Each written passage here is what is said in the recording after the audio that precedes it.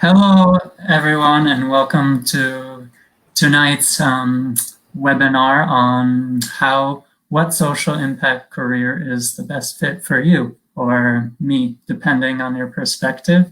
We have two awesome panelists from different sides of Canada at the moment, so I'll let them introduce themselves, Joel and Aldo. Why don't you start, Aldo, and share maybe 2 to 3 highlights of your social impact journey, whether that's your current projects or anything else you've done in the past. Yeah, thank you, Mario, for having us, and nice to see everyone here. So my background is an entrepreneur, and a few of my endeavors have been social impact related.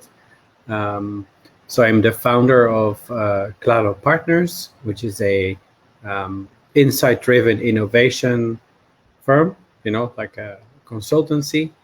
And some of our clients are from the social impact sector, like Bill and Melinda Gates Foundation, like UNICEF as examples.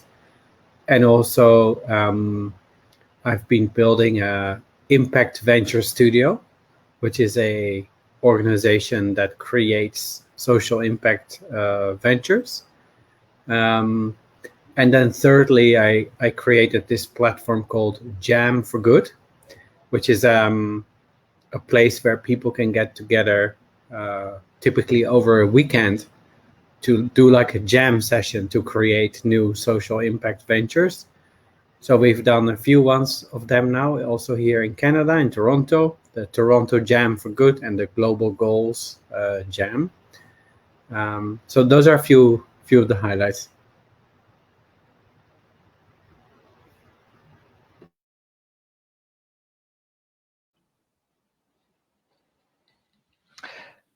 Yeah, and me.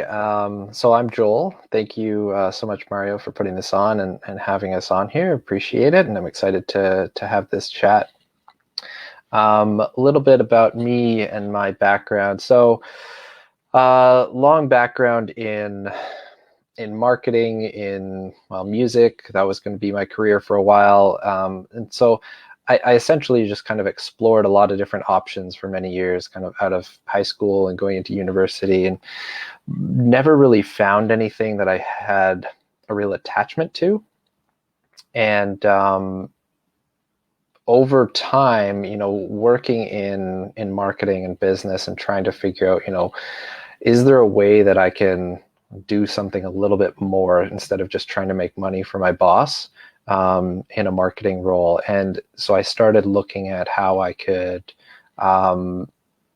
work with nonprofits, specifically with marketing, because I saw that as one area where I could use my skill set to have an impact, even though marketing is a very broad type of opportunity. I felt like I could use that skill in a setting where someone else is doing some kind of social impact. But through that, it opened my eyes to this whole community and network of what we call social enterprises or purpose-driven companies. And it kind of just snowballed from there. I started getting obsessed with it and really excited about the movement towards this purpose-driven culture and purpose-driven business. And so through that, just networking and meeting a ton of different people, started a community called Good Work Society, where it was a group of service providers like myself who wanted to focus on social enterprises and nonprofits and purpose-driven work. And then finally made the jump from my standard marketing day job into my own marketing company, Methodic Content, where we create content marketing strategies and content for social enterprises and nonprofits. And then just in the last kind of year, or maybe half a year, really focusing on a new platform called ElevateHub.ca, which is a media company and a news site for social enterprise, social impact work within British Columbia. And so we promote news, event listings, job listings, and are building a directory and really wanting it to be a hub for social impact information and resources for British Columbia specifically.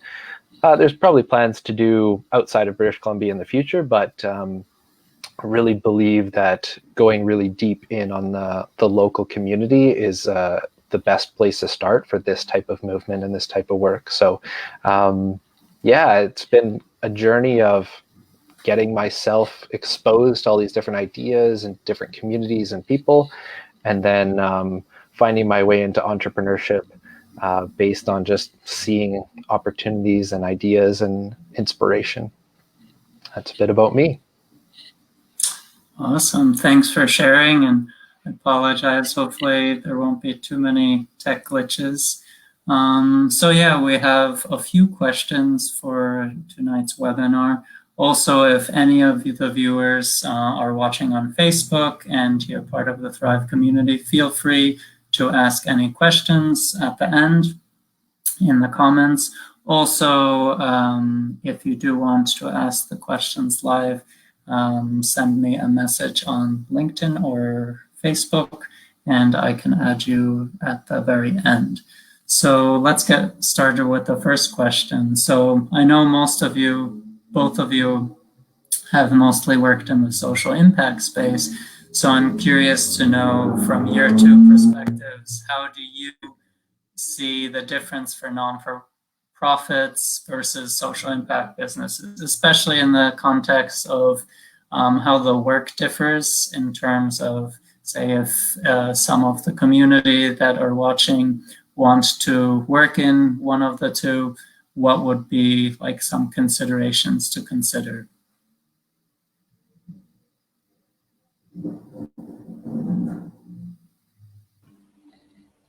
Yeah, I'll jump in here.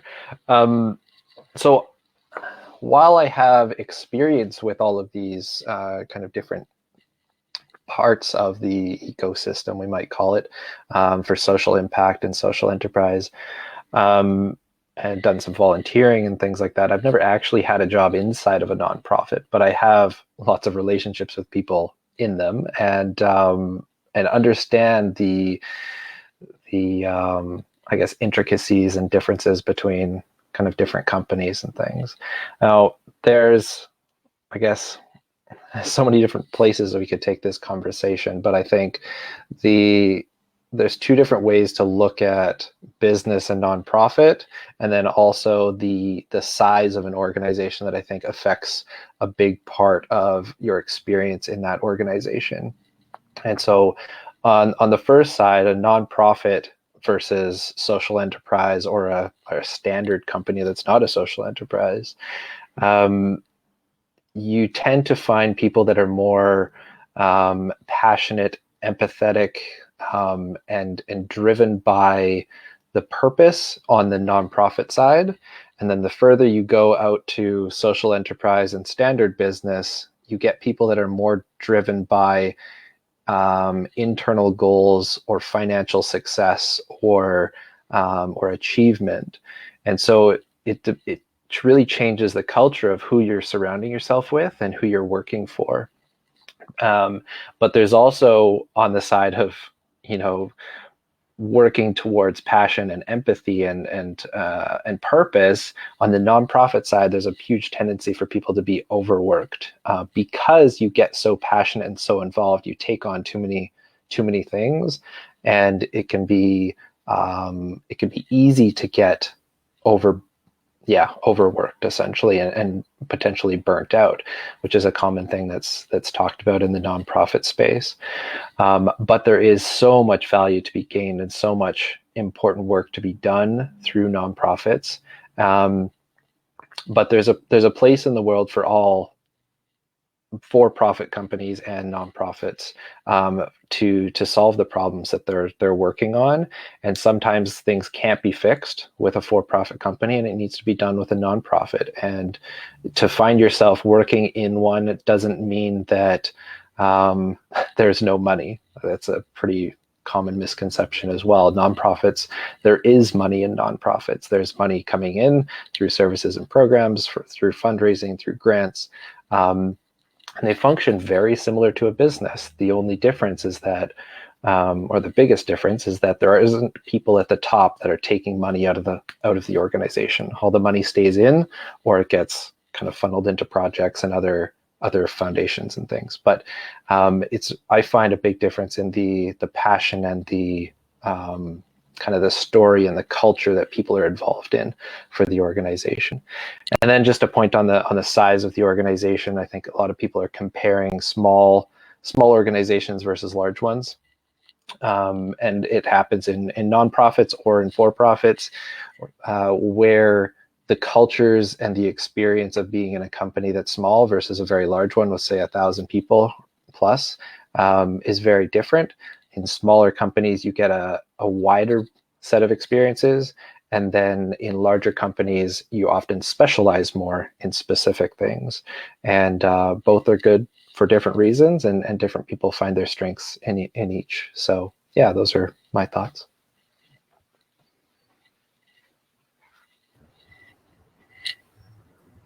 Although, did you want to add to that? So I know you were changing rooms, so Joel was essentially saying kind of the differences in sort of the work you do, in the sense of that with non-for-profits, they're very passion-driven employees, so you might get overworked, which I think is also maybe management or other issues as well, and also regarding the size of the organization.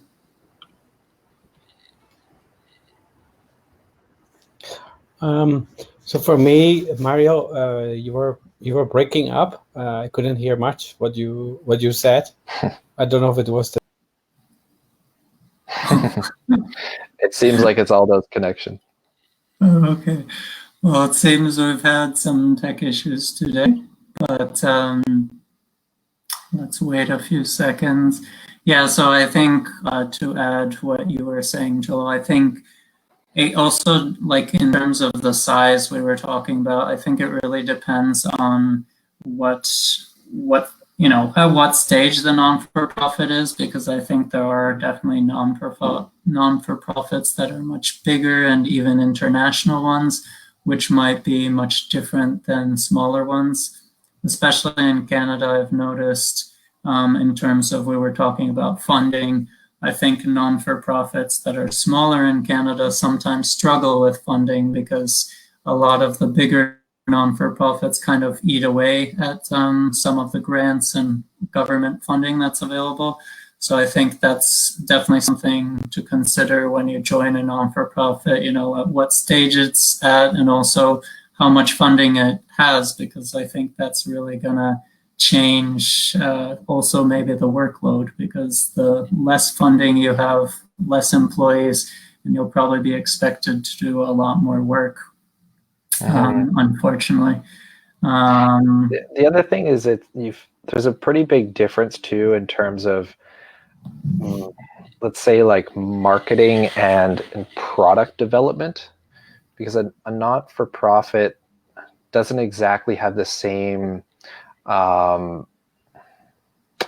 guess customer-centric product design philosophy and engine, if you will, of you're constantly trying to create a product that fits a market that that you want to bring to people and get feedback and reiterate and grow with. Depending on the nonprofit, some of them are very I guess just trying to address a specific problem, and there isn't as much, let's say, innovation in terms of how do we bring it to market and bring it to new types of engineering, manufacturing, like all of those types of problems when you're dealing with social issues or environmental issues or awareness issues. A lot of nonprofits that deal with these things don't have that that side of the organization that some people really enjoy working on and developing, is that customer-focused product development kind of portion. Right, that's a good point. I think what is the focus? Is it more on users or customers? And I think also like a social impact business might have both, right? Users and customers, depending. So definitely something to be aware of, depending on what kind of role any viewers are interested in. So just to be mindful of time, we'll go on to the second question. So we were talking a lot about kind of the difference, social impact, non-for-profit. So now the question is really, we had a questionnaire that you can fill out and also is in the comments of, should you be an entrepreneur or a social impact entrepreneur or social entrepreneur, whatever you might call it, because I think some of the viewers out there might have some ideas of what they want to do, but might be on the fence of should they really start their own social impact business. So I know both of you have created your own social impact businesses. So what are sort of your thoughts on what does it take to be a social entrepreneur or social impact entrepreneur? I'll let you go first, Aldo. Okay. Yeah. No, I think that actually it's not very dissimilar from being an entrepreneur. I think for a social impact business, you need to create a sustainable business, not one that relies on, government funding or non-profit funding. You need to create something that creates revenue. But as you are creating revenue, you're also making the world better. And so it's what does it take is kind of similar for being an entrepreneur. So what does it take then to be an entrepreneur? I think it is on the first point, it's to really understand the problem that you're trying to solve and really understand it. So it's funny, if you look at all these thousands of startups that are being created every year, only 1 out of 500 actually is successful. And when you ask people, why do you think startups fail? Often people say it's the funding. And actually, that's not true. The main reason why startups fail, the primary reason, is because they're not solving a problem worth solving, or they're not solving it in a way that actually works well for people, right? So I think that's really important, what they call the product market fit, like really understand the people you're working for, and how you can help them with your product or service. Second is you can never build it alone, so you need a team. So you need to find really good co-founders. I personally think that is essential. And good founders, what does it look like? Often people, go for people that they know, or go for people from their, that they have gotten to know in their studies.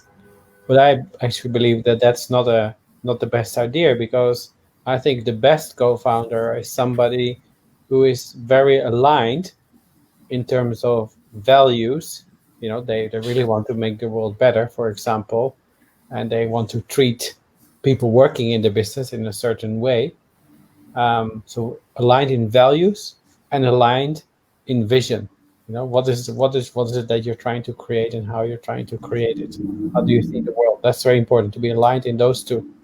But then to be very complementary, which means different in terms of skills.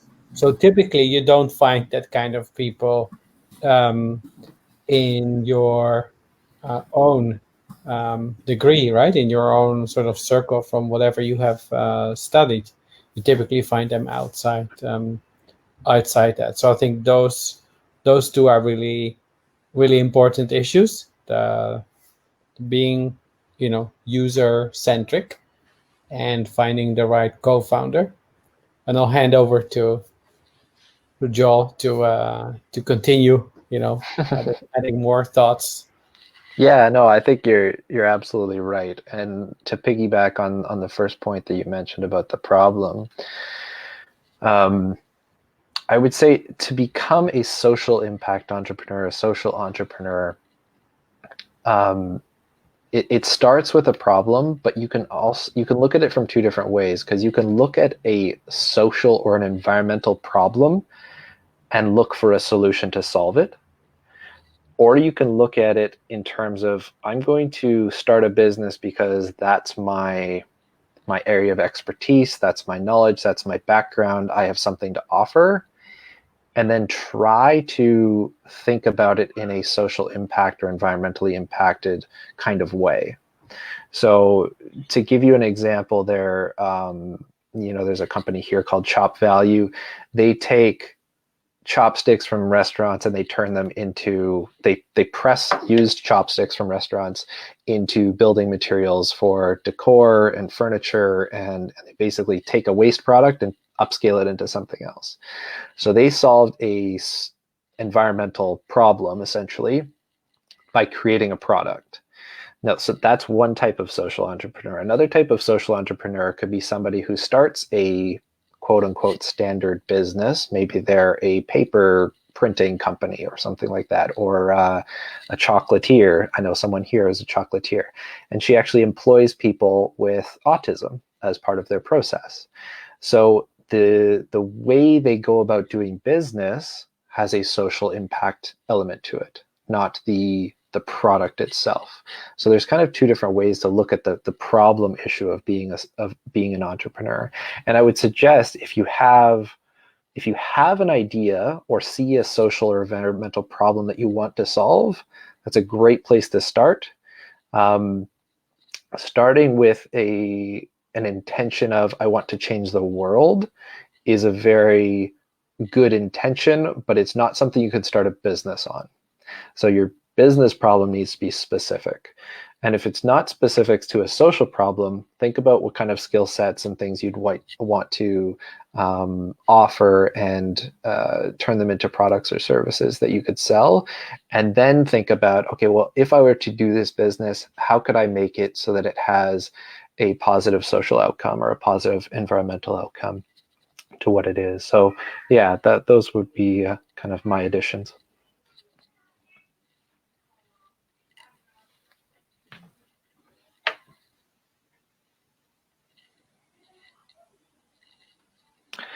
Mario, are you in this call?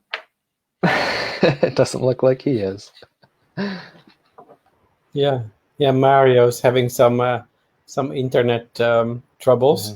So maybe one other thing I can add is you need to be really persistent to keep on going for a bit longer than you originally had anticipated. So that's really important also.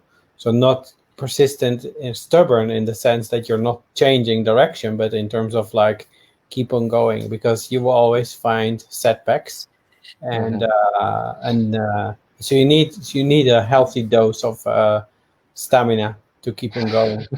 Yeah, I totally agree.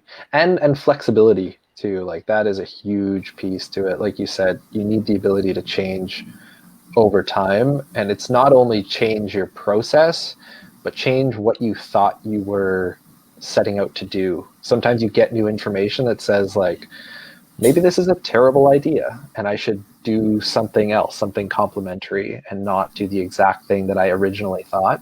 Because I've had ideas in the past, and you start going down this path of, oh, I'm going to solve this problem, or I think there's a problem here and I think I can solve it. And then you realize it's not really something I could do, or it's not really that big of a problem, or basically being flexible in your own ego to say like, okay, well, that was an idea I had, but maybe it's not the best idea, and I can keep iterating and changing and going with it. Yeah, so lots of good thoughts there. I guess I would add to, especially for younger entrepreneurs, I do think it's important to remember to find something that you can really kind of dedicate towards, because I've noticed being an entrepreneur, especially social entrepreneur, but entrepreneur in general, I think it really requires kind of determination and persistence and patience and all those things, because it does take time to sort of succeed. And like you were mentioning, Joel, sometimes you have to pivot or change a bit until you find something that you're interested in, but also that other people want, right? That they'll pay money for. So that's definitely a challenge. So going on to the next question, before, if there's anyone out there who has questions, feel free to add them in the comments, in the Facebook comments. Otherwise, we'll go to the last question. So what are sort of your top 1 to 2 career tips for aspiring change makers in the context of finding kind of a career that fits you, but also in terms of deciding, should you be working in a non-for-profit, in a social impact business, or become a social entrepreneur? Yeah, maybe we can kind of bounce back and forth here, Aldo. I'll say one. One of the biggest ones that I would recommend is to surround yourself with people that do what you want to do, or are involved in what you're wanting to be involved in, or who just, if none of that, just you enjoy being around them and you're inspired by them. Because I think the company that you surround yourself with changes who you are fundamentally very quickly. And if you can surround yourself with, if you want to be an entrepreneur and you see that as a life, as a passion and a path for you, to find other entrepreneurs who have that same ambition, who are further along or the same as you, and find the ones with the similar values that want to create some sort of social impact or environmental impact with what they do. So that would be one of the big ones, is to surround yourself with people that that you aspire to be like, or want to be working with, or share the same values. Yeah, I think another one is always choose learning over money, at least in the early stages of your career. Sometimes learning and the money might go together. Sometimes it might mean that you choose an option that makes you less money. For example, in my case, I had actually created 6 different organizations during my high school and university years. Some of them non-profit, some of them social enterprise, some of them for-profit. And so it was very clear to me that I wanted to eventually, not as a side thing, but really as my main thing, become an entrepreneur.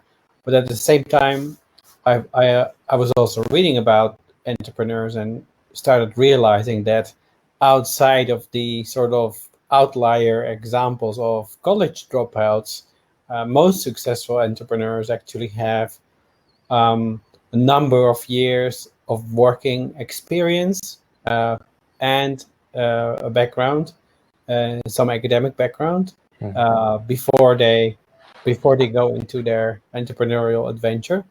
So I think I chose learning over in this case jumping after my dream of becoming an entrepreneur. So I spent my first 10 years, working for other people before I then created Cloud Partners and Startup Bootcamp and other things. So I think that's something I would like to give to you as well. Be patient. Life is really long, especially for our generation and for those who are in the call who are even a bit younger. You probably have, somewhere between 50 to 60 years of working life ahead of you. So be patient and make sure you're always growing, you're always learning. And so if you choose the entrepreneurial path, once you choose it, and even if you choose it right now, right, then also do it in a way and surround yourselves with people, with opportunities that keeps you learning and keeps you growing as a person. So, for example, having a mentor, or having a coach, and a mentor can really help, to always think about that.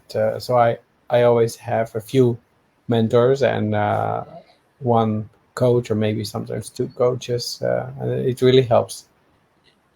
Mhm. Yeah, and I think on that point about growth and learning,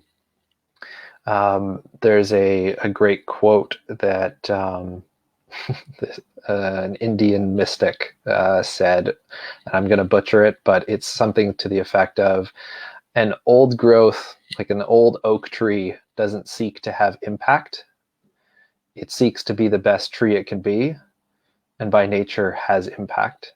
It provides shade, provides shelter, it provides homes for animals, it provides an ecosystem and a root system, and it's part of the impact piece because it is designed to be the best oak tree it can be.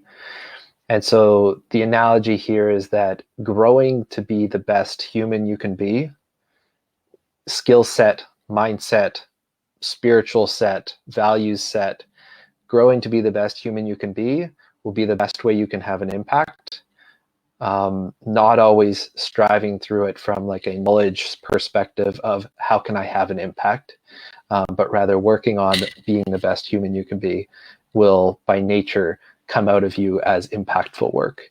And I think it's very important, although you said it right, like always look to improve and grow and surround yourself with people that want the same for themselves, want the same for you.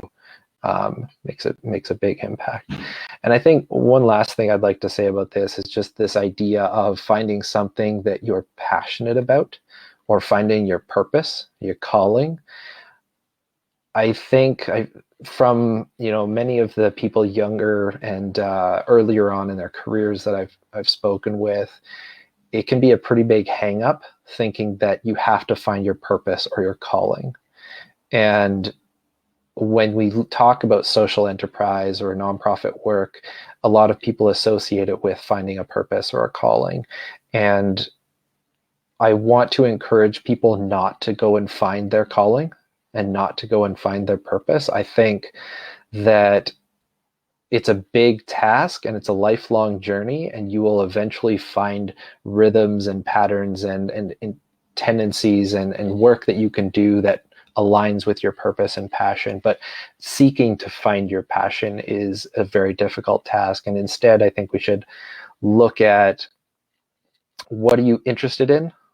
Even at the smallest point. If you're interested in bikes, go biking, connect with people that like bikes, join a nonprofit bike group, start your own nonprofit bike group, and just go down one of those paths of what am I interested in, and just keep going and keep going and keep going. And you might find your passion, or you might find a purpose, what you might call it that, or it might lead to some new discovery.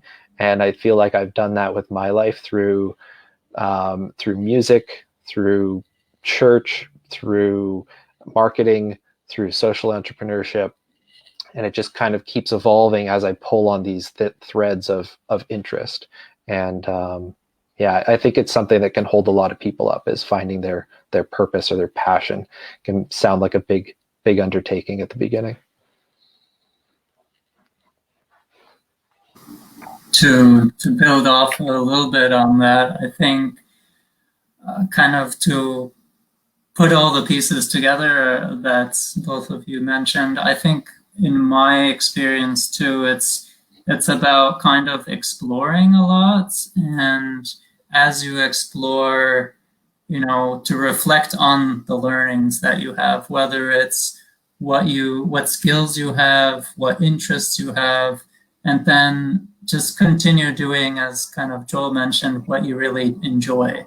Because I think sometimes we get in the habit of, we latch on to maybe a specific career or a specific activity or whatever, and we do it, but we're not really in it.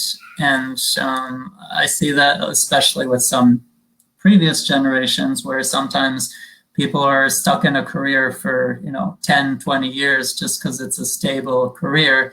And I think then it becomes a little bit more difficult to find whatever a meaningful career, or find the passion, or whatever you might call it, because your mood gets in a sense where you're not really interested in exploring anymore. So especially for students or recent graduates, I think it does help to explore, whether it's projects or volunteer opportunities or whatever, to really try different things. And then at some point, I think things will start clicking. And as Joel mentioned, it does take time, and it's not instant, doesn't happen sometimes right out of university, but just being patient with yourself and trying different things, I would say. Aldo, did you want to add anything else? No, I think that's great. I really agree. Perfect. Yeah, so if any of the viewers have final questions, feel free to add them in the comments. Also, there is a questionnaire that I created where it helps you to decide if you are a better fit for a non-for-profit or social impact business in terms of career, or if you're better suited to be an employee versus an entrepreneur. So you'll find that in the comments of this webinar. So if you are still kind of hesitant, feel free to complete that questionnaire. It's about, I think, 8 to 10 questions, so shouldn't take too long. It is just a bit of a benchmark, but hopefully it will guide you. And finally, as I see there haven't been any questions yet, what's the best way to connect to both of you, if any of the viewers want to connect or have questions? Yeah, in my case, LinkedIn is good. When you connect on LinkedIn, though, please mention that you've seen the webinar, because I only connect with real people, and not everybody on LinkedIn is real. So great. Yeah. I just want to say thanks again, Mario, for putting this together. Thanks to anyone who's listened, and excited to speak here alongside Aldo here, and I'm actually excited to connect more with you, Aldo, and learn about what you're doing. So we'll have to continue this conversation afterwards. If you'd like to connect with me, you can find links to everything I do. I have a social impact podcast, Elevate, as well as my marketing company. You can just go to joelmharrison.com, and there's links to everything there. And you can sign up for the email list or subscribe to the podcast. Yeah, thank you. Awesome. Yeah, so thanks for all the viewers for watching, and I do hope you all the best of luck on your social impact journey. And yeah, thanks, Joel and Aldo, for sharing your insights. It's great always to see different perspectives and different journeys, because at the end of the day, we all have our unique journeys, but there are some overlaps and some differences always. So thanks for sharing. Yeah, thanks a lot, Mario, and I look forward to connecting with you more as well, Joel. Awesome. Thank you so much.